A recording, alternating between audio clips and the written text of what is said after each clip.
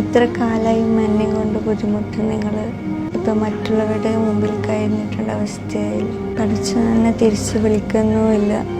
എത്രയാണ് ഈ വേദന സഹിച്ച് ഞാൻ ജീവിക്കേണ്ടത്? മോളിങ്ങനൊന്നും പറയില്ലേ, മോളില്ലാണ്ട് എങ്ങനെ നമ്മൾ ജീവിക്കാം? അവസാനം അങ്ങനെയൊന്നും പറയാറ് പൊന്നുമോളെ, നമുക്ക് ജീവിക്കണം. വിഷമത്തിൽ സങ്കടപ്പെടില്ല, അവളെല്ലാവരും സഹായിക്കും. ഒരാളോളെ കൈവിടില്ല, എല്ലാവരും സഹായിക്കോളും. നിങ്ങളിങ്ങനെ ടെൻഷനാണ്, ഓർക്കും വിഷമാവില്ലേ, ഒന്നും ഉണ്ടാവില്ല. ജീവിതത്തിലേക്ക് തിരിച്ചു വരും കേട്ടോ.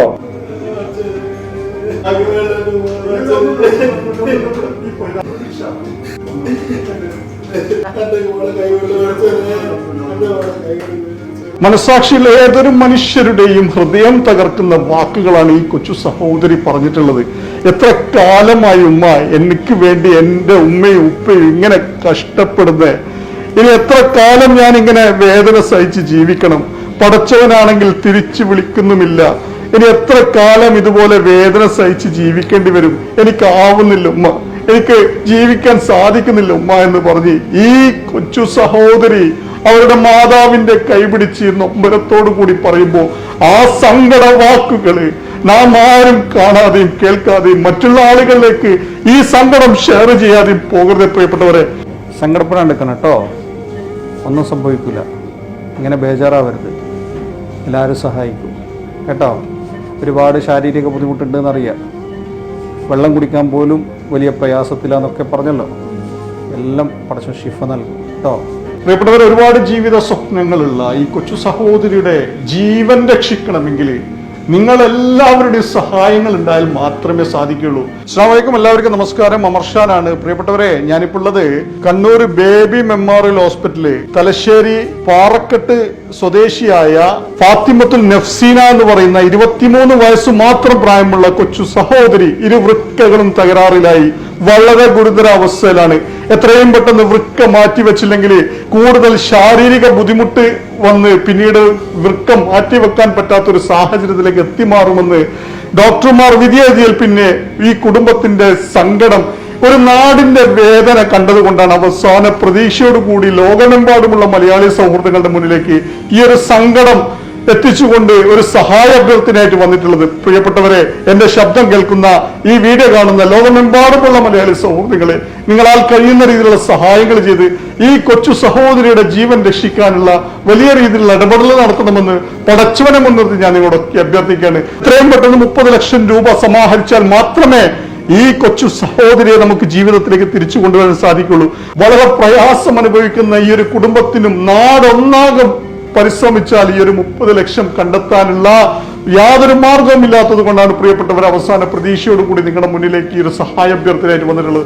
ഈ വീഡിയോ കാണുന്ന, എന്റെ ശബ്ദം കേൾക്കുന്ന ലോകമെമ്പാടുമുള്ള മലയാളി സൗഹൃദങ്ങളെ, നിങ്ങളാൽ കഴിയുന്ന രീതിയിലുള്ള സഹായങ്ങൾ ചെയ്ത് ഈ വീഡിയോ നിങ്ങളുടെ ബന്ധങ്ങളിലേക്കും സൗഹൃദങ്ങളിലേക്കും വളരെ എമർജൻസി എത്തിച്ചുകൊണ്ട് എത്രയും പെട്ടെന്ന് സഹായം ലഭിക്കാനുള്ള ഒരു സാധ്യത ഉണ്ടാക്കി തരണം. നിങ്ങളെല്ലാവരും സഹായിക്കും, നിങ്ങളെല്ലാവരും സഹകരിക്കുമെന്നുള്ള വിശ്വാസത്തോടുകൂടി പ്രാർത്ഥനയോടുകൂടി ഞാൻ എന്റെ വാക്കുകൾ അവസാനിപ്പിക്കുന്നു. അസ്സലാമു അലൈക്കും വറഹ്മത്തുള്ളാഹി. ഏറെ സ്നേഹബഹുമാനം നിറഞ്ഞ മാലത്തിന്റെ പ്രസിഡന്റ്, അതുപോലെ മാലത്ത് ഖത്തീബ്, അതുപോലെ ജീവകാരുണ്യ പ്രവർത്തനം ഒരു ജീവിതചര്യയായി മാറ്റിയ കൊണ്ടു നടക്കുന്ന ബഹുമാനപ്പെട്ട അമർഷാൻ ഫൗണ്ടേഷൻ എന്ന അമർഷാൻ സാഹിബ്, കണ്ണൂർ ജില്ലയിൽ തലശ്ശേരി താലൂക്കിൽ അരളി പഞ്ചായത്തിലെ ഞങ്ങളെ വടക്കുപാട് ഹയാത്തുൽ ഇസ്ലാം ജമാഅത്ത് കമ്മിറ്റിയുടെ കീഴിലുള്ള പാറക്കെട്ട് എന്ന സ്ഥലത്ത് താമസിക്കുന്ന ഫാത്തിമത്തു നഫ്സീന എന്ന 23-കാരി വളരെ പ്രയാസകരമായ ഒരു സാഹചര്യത്തിലൂടെയാണ് കടന്നു പോകുന്നത്. 30 ലക്ഷം രൂപ സമാഹരിച്ച് ആ ചെറിയ കുട്ടിയുടെ ഈ ഒരു ചികിത്സാ ഫണ്ട് വിജയിപ്പിച്ചു തരണമെന്ന് മാൽ ജമാഅത്തിന് വേണ്ടി അഭ്യർത്ഥിക്കുന്നു. അസ്സലാമു അലൈക്കും, എല്ലാവർക്കും നമസ്കാരം. മൻസൂർ മട്ടാമ്പറാണ്. ഞാനിപ്പോൾ നിങ്ങളെ മുന്നിൽ വരുന്നത്, അതായത് നമ്മളെ സഹോദരനും കൂട്ടുകാരനുമായ നൗഷാദക്കയുടെ മകള് ഫാത്തിമത്തു നഫ്സീനയുടെ ഈ ഒരു വേദന അത്രമാത്രം എന്ന് കൂടുതൽ അടുത്തറിയുന്ന ഒരു ആളാണ്. നമുക്ക് മുന്നിൽ വരുന്നത് ഓണവും അതുപോലെ നബിദിനുമാണ്. നമ്മൾ നബിദിനത്തിന് ഒരുപാട് മിഠായികൾ വാങ്ങും, അതുപോലെ ഓണത്തിന് നമ്മൾ ഒരുപാട് പൂക്കൾ വാങ്ങും. അപ്പോൾ ഈ ഒരു നഫ്സീനയുടെ ചികിത്സയ്ക്ക് വേണ്ടി 30 ലക്ഷം രൂപയാണ്.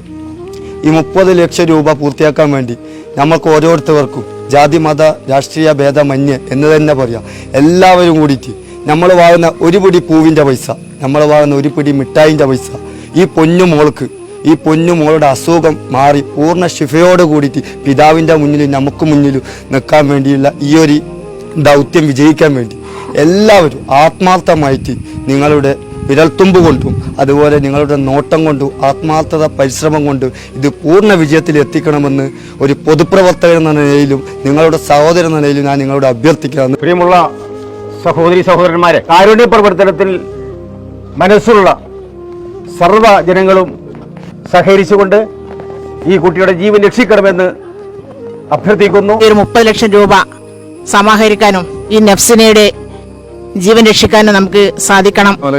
പ്രിയമുള്ളവരെ, നമ്മളാരും ആഗ്രഹിക്കാത്ത ഒരു ചടങ്ങിനാണ് നമ്മളിപ്പോൾ സാക്ഷ്യം വഹിക്കുന്നത്. എന്തുകൊണ്ടാണെന്ന് നമുക്കൊക്കെ അറിയാം. നമ്മുടെ നഫ്സിന എന്ന കൊച്ചുമകളുടെ കാര്യത്തിൽ അവരുടെ കുടുംബം ഇതുവരെ അവരെ സംരക്ഷിച്ചു പോന്നു.